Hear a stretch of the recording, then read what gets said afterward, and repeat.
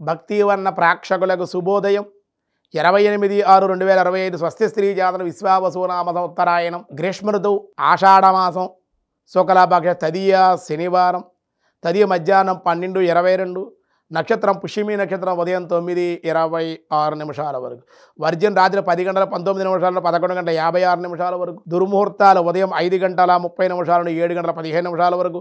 సూర్యోదయం 5:31, సూర్యాస్తమయం 6:34. అమృత గడిలు తెల్లవారుజామున 3 గంటల 7 నిమిషాలు 4 గంటల 42 వరకు. రాహుకాలం ఉదయం 9 గంటల నుండి 10 గంటల 30 వరకు రాహుకాలం.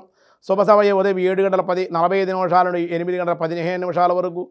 మధ్యాహ్నం 4 గంటల నుండి 5 గంటల వరకు శుభకాలం. అర్షణ యోగం రాత్రి 10:43, గరంజి మధ్యాహ్నం 11:22, వని రాత్రి 12:06. అలాగే రేపు గోలుకొండ బోనాలు ప్రారంభమవుతున్నాయి కాబట్టి 50 మందికి కూడా బోనాల్లో అమ్మవారికి బోనాన్ని సమర్పించవలసిందిగా తెలియజేస్తున్నాం. గ్రామ దేవతలను ఆరాధించేటువంటి రోజుగా కూడా రేపు తెలియజేస్తున్నాం. ఇప్పటికే బోనాలు ప్రారంభమయ్యాయి.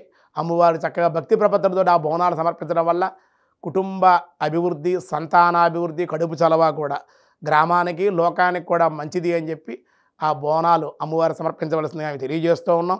ఈరోజు దినారంభ చక్రంలో ముందుగా మేషరాశి వారికి స్వల్ప అనుకూలతలు, ఉద్యోగ ప్రాప్తి. వృషభ రాశి ఆదాయాభివృద్ధి, శుభకార్య ప్రయత్నాలు. మిథున రాశి వారి ధార్మిక పనుల్లో పాల్గొనుట, దేవాలయ దర్శనాలు. కర్కాటక రాశి అధిక శ్రమ, ఉద్యోగంలో లాభాలు. సింహరాశి వారి కార్యసాధన, ధనలాభం. కన్యారాశి వారి పుణ్యక్షేత్ర సందర్శనలు, కార్యజయము, వివాహ యోగము. తులారాశి వారి భోజన సౌఖ్యం, విందు వినోదాల్లో పాల్గొనుట. వృశ్చిక రాశి వారి వ్యాపారాల్లో సమస్యలు, కోర్టు వ్యవహారాల్లో విజయము. ధనుసు రాశి వారి ధనమునకు అన్వేషణ, అధికారుల ఒత్తిడులు, ధనలాభము. మకర రాశి వారి బంధుమిత్రులతోటి ప్రయాణాలు, స్వల్పంగా విరోధాలు ఉండే అవకాశం. కుంభరాశి వృత్తి యందు ధనలాభం, విజయము.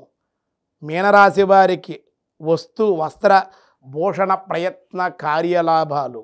వ్యాసాయ విష్ణురూపాయ వ్యాసరూపాయ విష్ణవే క్షరం ఓం క్షరాయ నమః.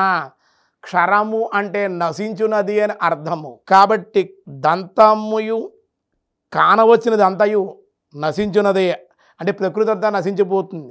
సాగరము నుండి తరంగాలు పుట్టిన నాట్యమాడి తిరిగి సాగరమునందే లీనమైనట్లుగా విశ్వమంతా పరమాత్మ నుండియే పుట్టును కనుక ఆయన ఏందే లయమైపోవు, నశించిపోవును. కనుక జగము కూడా భగవత్ స్వరూపమే అగుట చేత క్షరము అన్నారు. ఆ శబ్ద వాచారుడు అయ్యారు పరమాత్మ అని చెప్పారు. మిగతా విషయాలు రేపు చూద్దాం. ఈరోజు స్వస్తి.